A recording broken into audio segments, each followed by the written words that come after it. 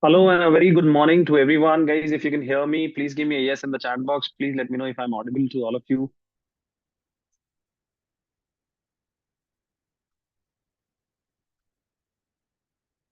All right, great, great. So my name is Mayur, and I am the faculty, the academics, and the admissions expert with Career Launcher International Education. I have been in the industry for about 15 years now, and I have been working with Career Launcher for more than 6 years. So, in this session today, let's have a very quick look at what all we are going to discuss. So, the agenda is to understand the traffic. So, what are the threats, key destinations? What are the preferences that Indian students are targeting? Admissions capability, where all, what all can we do? How can we at CL help aspiring students, both in terms of admissions as well as your test preparation and understanding the Ivy League? Does the Ivy League tag really matter? The ROIs and all the hype around it, and we'll talk about the top admits in 2025 as well. And of course, last but not the least, I think we'll talk about the ROI, which a lot of people are really, it's a major factor for us to decide what college we are finally going to apply to. So let's dive deeper. Let's get into it. In case you have any queries, please feel free to post it on the chat, and I shall respond.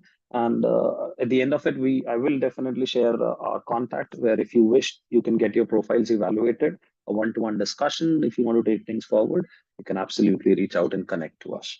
Right? We can definitely do that at the end of the session. Okay.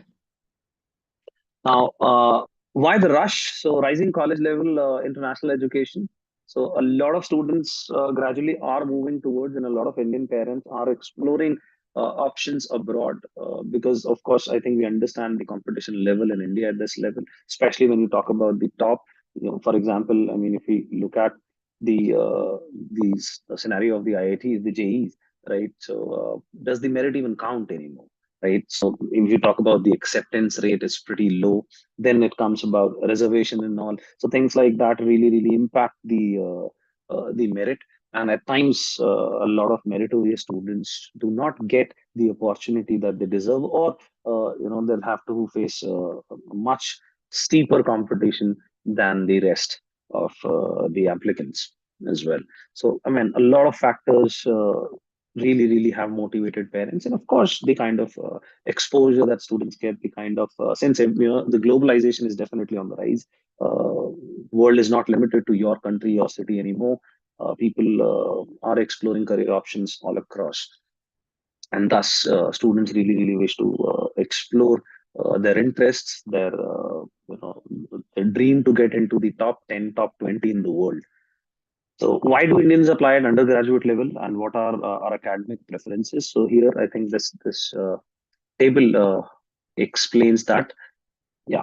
So here, if you look at the preferred majors, so even in India and abroad, I believe both. So computer science plus computer science business, these are one of the preferred courses that students are applying for. Engineering, of course, mechanical, aeronautics, chemical, etc., are definitely um, the preferred options. LLB, LLM. So these are all the major courses that Indian students definitely, both tech and science related. And of course, when it comes to BBA majors, so BS, economics or quant economics, integrated masters, such as common programs offered by Indian colleges as well. And then, of course, design and other programs are often one of the preferred options. As far as destinations is concerned, so US definitely has been one of the preferred destinations for a very long time, and it still does when it comes to computers and science and engineering related courses. But again, a lot of new entrants as well, such as Ireland, Singapore, Hong Kong. These are places that Indian students definitely prefer as well. Netherlands, again, right? Spain, Australia. These are again some of the options that Indian students are preferring as well. But definitely UK, US, Singapore, Ireland, Germany, France, Netherlands, these are the countries that students definitely prefer to go for various factors. For cost is definitely one of the factors. Scholarship could be one of the factors as well. And of course, some of these countries are well known for specific programs. For example, Germany is definitely well known for its tech-related courses, for engineering-related courses as well. And then again, there is no tuition fee for the public universities as well. So here, moving on, the changing desi preferences, as we can call it, in majors and specializations.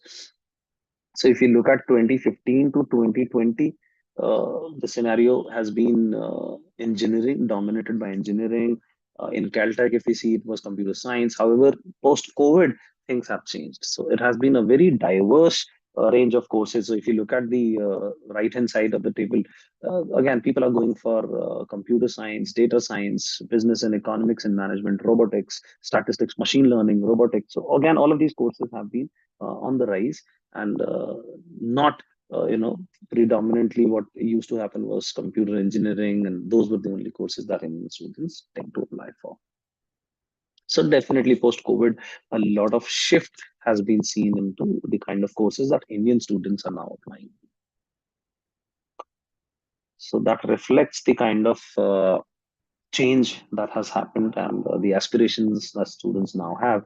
Now, when it comes to our capabilities, depth and breadth, what all do we service, and where all do we help students to get into? Now, when you talk about courses, domains, our expertise is engineering, medicine, law. I mean, when it comes to engineering, then of course mechanical, aerospace, electrical, then computer science, economics, business, architecture. So you name it, we have students applying all across through different domains here. So we have expertise. We have been sending students to universities in related courses in the top places with scholarships as well. Now, when you talk about breadth here, so we again, of course, help students apply to North America, primarily US and Canada.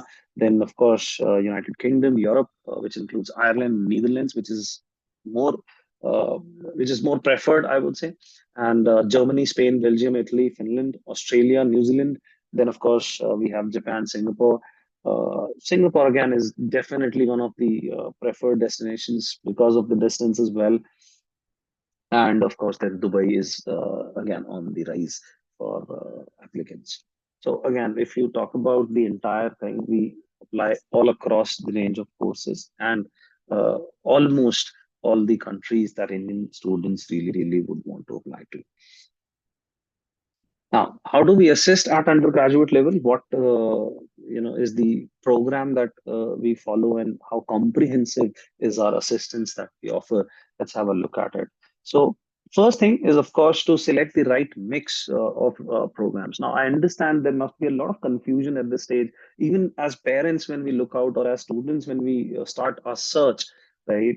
I mean, the amount of information on the internet available is overwhelming, right? Even with the advent of Chat GPT, it still gets very confusing in this space, because so many different programs with so many different names. It's hard to even figure out, if they're the same or they're different.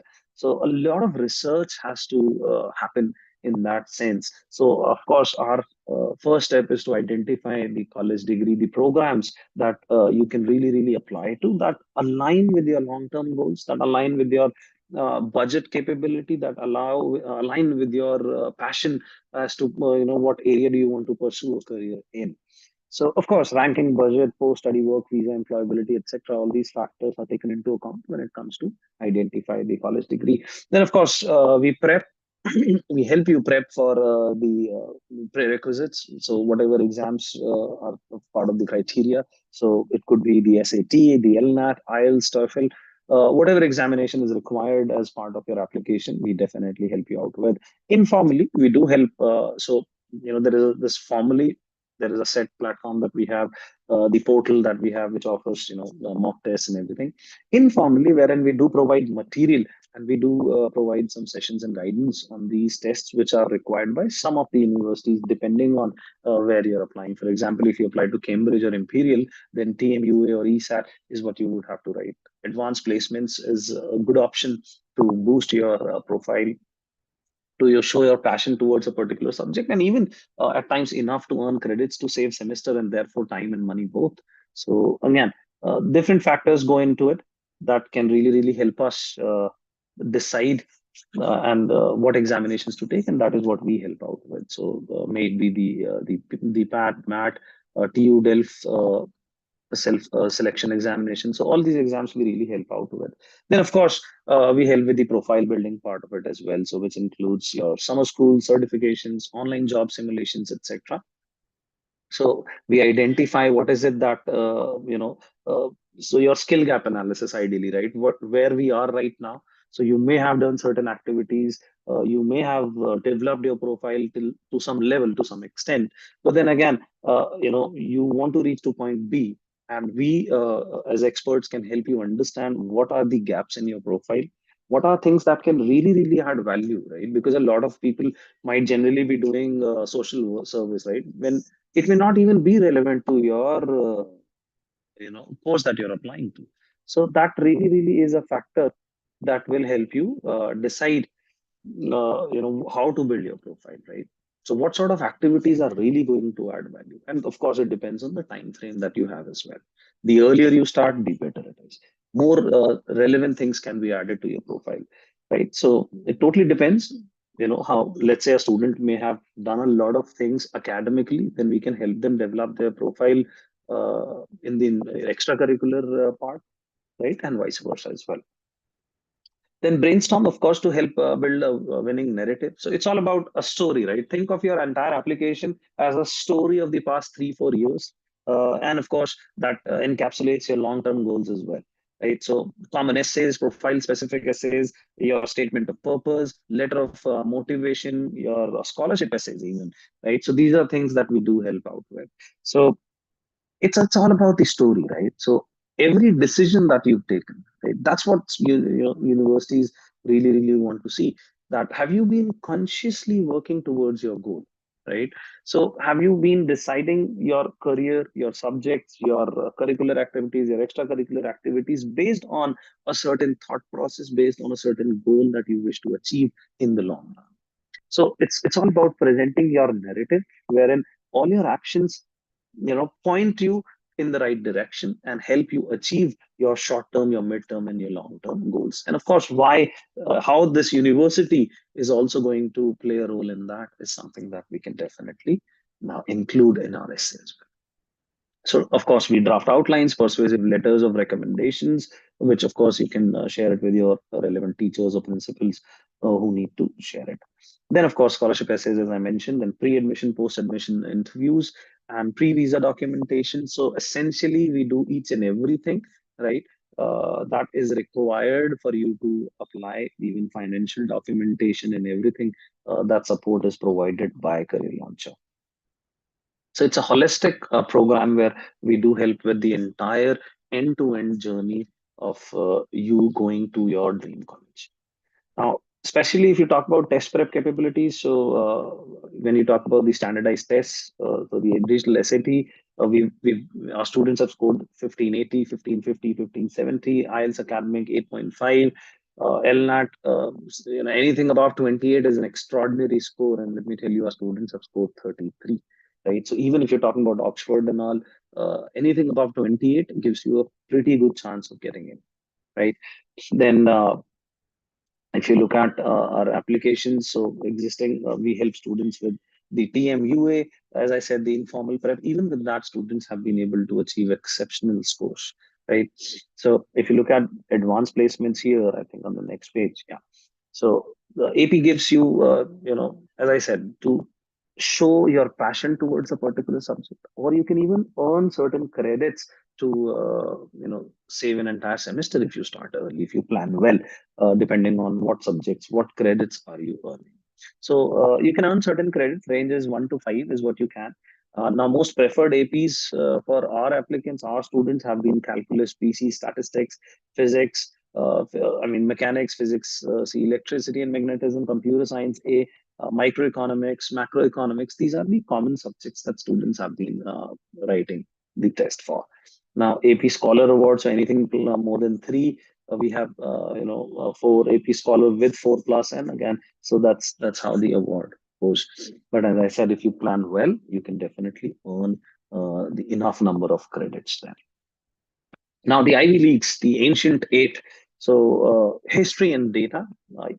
So basically, the Ivy Leagues, or the term Ivy League, which has now become synonymous, was used in as early as 1933. It gained recognition, the official brand recognition, in 1954.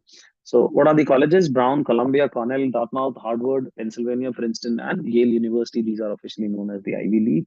And as you can see here, when they were established. Now, so Ivy League is similar to the other group of elite institutions. For example, in UK, if you talk about the Oxbridge, the Oxford and Cambridge, C9 League in China, Imperial Universities in Japan, and of course the IITs in India is what you can compare them to in terms of the brand and in terms of the elite status that they have. Now, if you talk about rankings, because a lot of us really love to talk about ranking here. So, if you look at US News national ranking, Princeton is at the top, Harvard is at the three, Yale is at five, UPenn is at six. So, if you look at it, there are universities other than these as well. I mean, so not all the Ivy Leagues are in the top eight of the world, as I would say, right? So there are universities other than that as well that definitely make it. So it's not only that we have to go into Ivy League, or rather, we say the Ivy Plus, right? That can be a group of about the top 20 or 25 universities in the world. So here, if you look at total applications and students accepted. So the acceptance rate is pretty decent. I would say somewhere between 5 to 8% or a 7.5%, which is definitely higher than if you look at the competition that we have for the IITs, right? Then again, we have different programs, different admits that students can apply to. So, number of students admitted in early decision applications, if you see, so that is definitely a higher number here. So applicants versus admissions is what you can have a look at, somewhere around 15%. So that's the importance of applying early, guys, right? I'm sure you must have heard this before, but if you're applying early, then it can triple your chances of an admit. That's something you should definitely keep in mind. Now, SAT score definitely is going to play a role in it. So I would say anything close to a 15, 30 and above is definitely going to set you up for decent chances to get into one of the top colleges that you wish to apply to. So factors weighing in on a coveted IV admit. So applying early, as we discussed, grades. Of course, you cannot emphasize enough or undermine the importance of grades. See, these are some common factors. Anyone applying to these colleges would have a score of 1500 plus on the SAT, would have excellent grades in school. They would all try and apply early, right? And then again, where it matters is the essays, the kind of narrative, because that's something that is unique to every student. That's something that the journey, every student's journey is going to be different, and how well you articulate it, and of course, the kind of work that you've done as well plays a very important role. So that's where we as experts can make a difference in terms of presenting your story to your desired colleges. Then, of course, your letter of recommendations, your extracurriculars. Again, doing the right extracurriculars is important. A lot of students come to us having said, I mean, we have done a lot of extracurriculars, but then when you get down to the choice of course and universities that you wish to apply to, you find out that the activities that they've been a part of are not really going to add as much value. So as I said, it's it should all come together as a story, right? It should all fit in like a perfect piece of a puzzle, right? And that's where it takes a lot of planning and a lot of research. It's something that can really present the final application as a product of well thought plan and execution. Now, when it comes to the newer IVs, as I said, the IV plus. So again, we can look at colleges which are again in the top 20 or the top 30. So even Boston, Carnegie Mellon, Colgate, Davidson, Emory. So these are all top colleges that you can apply to. So as I said, even the all IVs are not in the top 8 or top 10, right? So we should definitely look beyond the so-called Ivy Leagues, right? Again, no harm in applying, but there can be colleges which are ranked higher with respect to a particular course that you're targeting, right? So one should make a very informed decision as to what is it that we are really applying to, right? So our top admits, something that we're really proud of. So we've placed students in all these universities that you can see. Uh, and I hope it's all visible to you. So Carnegie Mellon, Georgia Tech, the University of Illinois, some of the top ranked universities, University of Michigan, Berkeley, uh, all the top universities here. Here, let me share some more. So Imperial College, King's College in London. These are the top places that a student really want to get into, right? TU Delft in Netherlands, as we talked about, TCD, UCD in Dublin. So TCD, UCD in Ireland, one of the top universities for computer science programs. So they're ranked number one in Ireland. Something that can be very inspirational for students, right?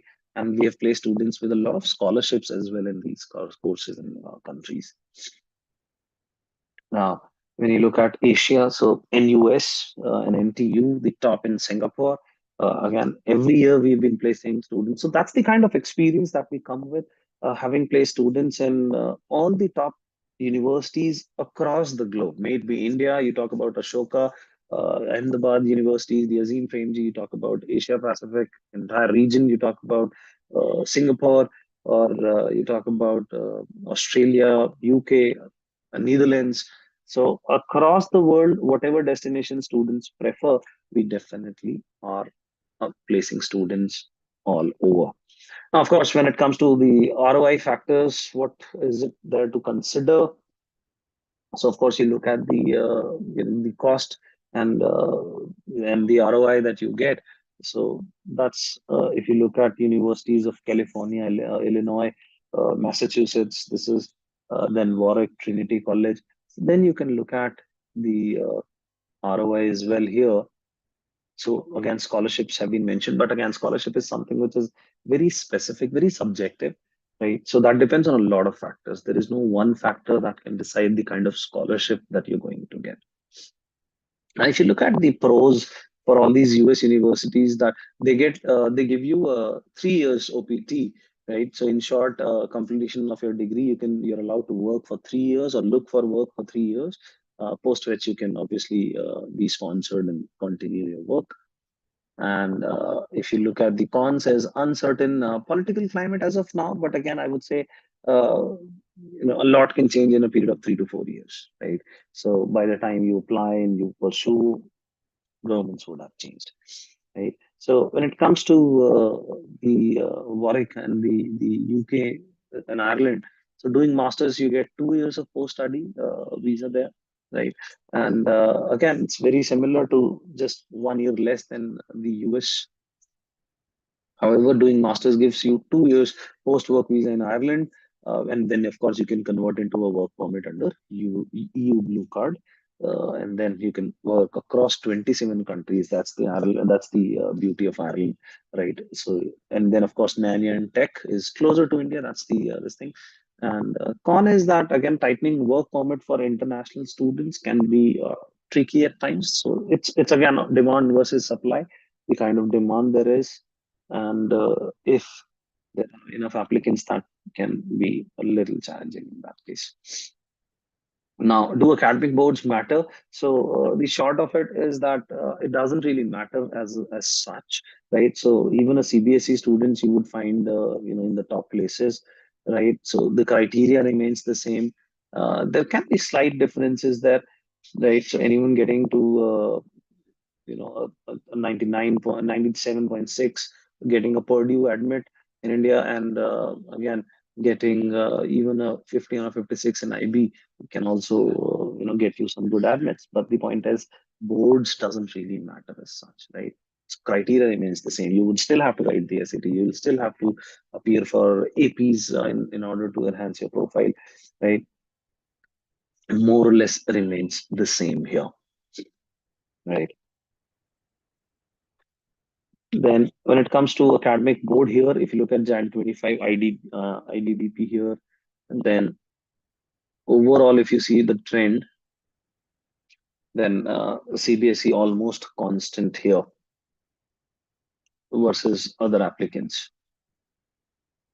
So as you can see, we have a lot of students across all the boards, and it doesn't really make that much of an impact, right? Depending on, I mean, irrespective of the board that you're coming from, you can still make it to the top in the world, provided you have other factors. You do well on your academics, you plan well, you make good extracurricular and curricular profile, right? So the secret sauce, how we really help, is destination. Of course, you need to shortlist the country based on your profile, right? Something that matches your long-term goals as well, right? Then major specializations, type of institution, cost barriers, proximity hubs, clusters. I mean, your proximity to cities where recruiters are placed can obviously play a role. Then rankings, of course, is one of the factors. Then and demographics as well, paid placements are there or not, and long-term immigration prospects. So these are all factors that we really take into account when it comes to shortlisting, and that is how we really decide what sort of courses, colleges, and country a student should really apply to. Now, if we look at here, I mean, with the example of a Purdue University here, so aeronautical astronautical engineering.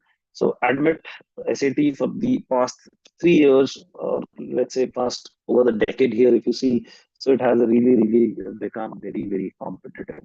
So growing number of Indian applicants with competitive SAT with honor status has really made it a bit competitive here. So now, where earlier students used to get into somewhere close to 1400, now it takes about 15, 40, or even higher to get into that.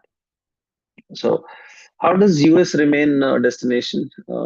So I understand that there is a lot of noise around it. So let's just count down the pros and cons. So top mix of private public universities. You get 1 year of extended STEM DOPT with STEM courses, have historically served as springboard for rewarding careers. So people from the top US universities have gone on to be, serve at the top positions in the industry. US, of course, brings greater social acceptance amongst Indians as well. So even if you plan to come back, then it adds a lot of value. Cons, skill glut. So there is an oversupply again, since a lot of students are applying to these colleges. Therefore, I said one should really identify their passion, their niche. Then, of course, automation and investment in AI are causing many jobs to uh, I wouldn't say disappear, but again, one has to be. I am primarily of the opinion that AI is not really going to cut jobs, but we have to be smart enough to realize how can we leverage AI to even rise further in our careers, right? So whatever role, if you feel that your career is probably at risk due to AI, then of course there may be certain roles in the career, or you may have some transferable skills that can really help you beat this challenge. Then of course ROI is there, and there are certain other factors that aren't always there. But again, if you look at the top universities, then such factors are really not going to be as much. So how should one apply going ahead? Option one, continue explore exclusive US based college options. Continue to look at mix options such as US and then non-US. Right. So either way, you can make a mix. So you can look at alternatives such as UK, Australia, Ireland, and Singapore, and depending on your preferences as well, choose from a list of non-US universities. So again, destinations, if you look at, as I said, Canada, UK, Ireland, Netherlands, Dubai, Singapore are the top destinations that you could definitely look at, which are alternatives to US. So as I said, a lot of research goes into it, and these are factors that you should consider while applying or even deciding the kind of college or career that you would like to get into. Here, I have shared a form. This is for our reference. You can fill it up. We formally conclude. Open to your questions if you have any. Feel free to get for a personalized one-to-one session to get your profile evaluated and understand what are the universities that you would like to apply to. My colleague, Mr. Deepak, will help you out. Here is his number. You can reach out to him, and we'll be more than happy to help. Any questions, anyone, please ask.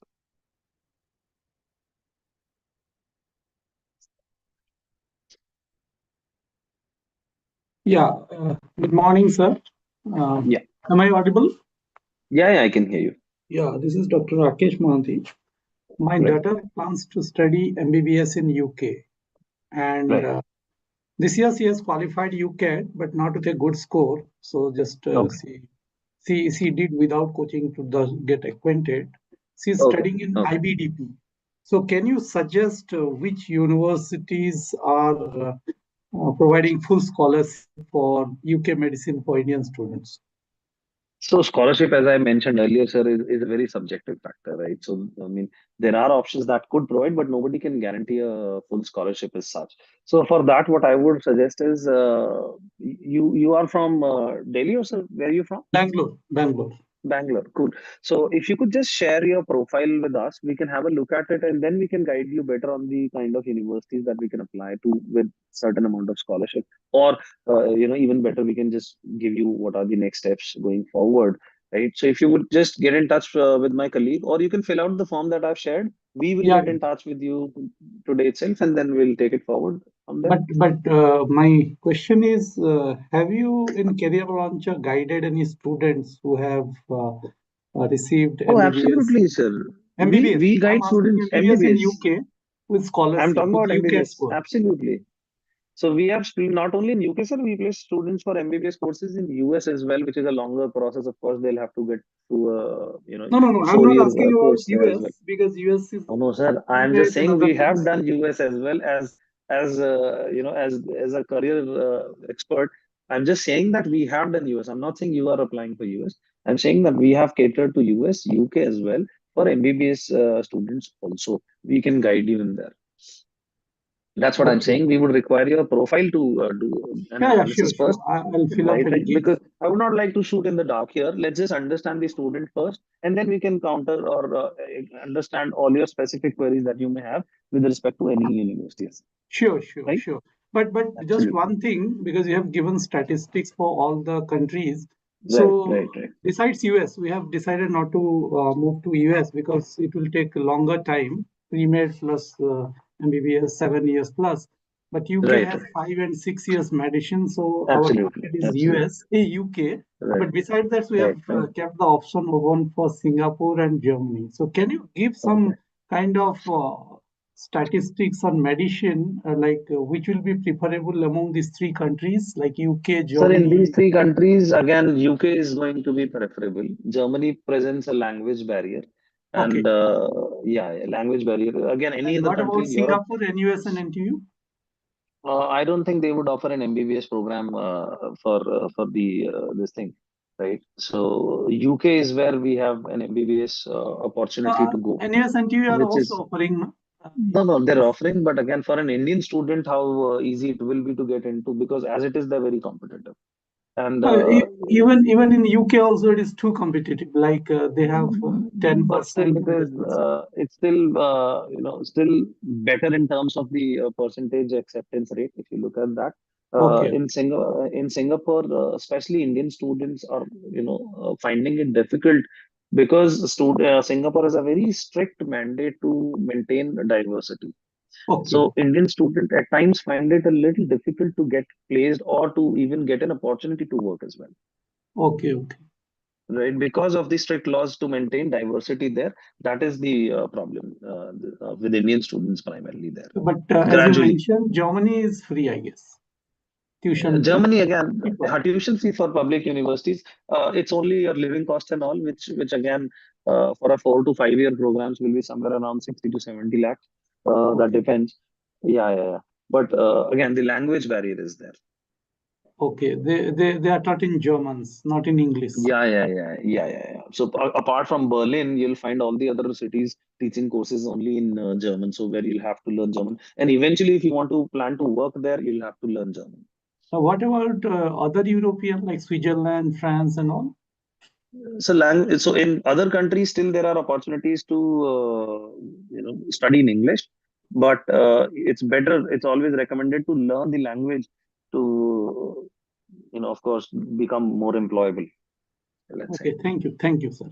Gratitude. Right, right. So in that case, you can just share your profile Sure, sure, sure, at the number here. We can definitely get in touch here, sure, sure. right? Okay, all right.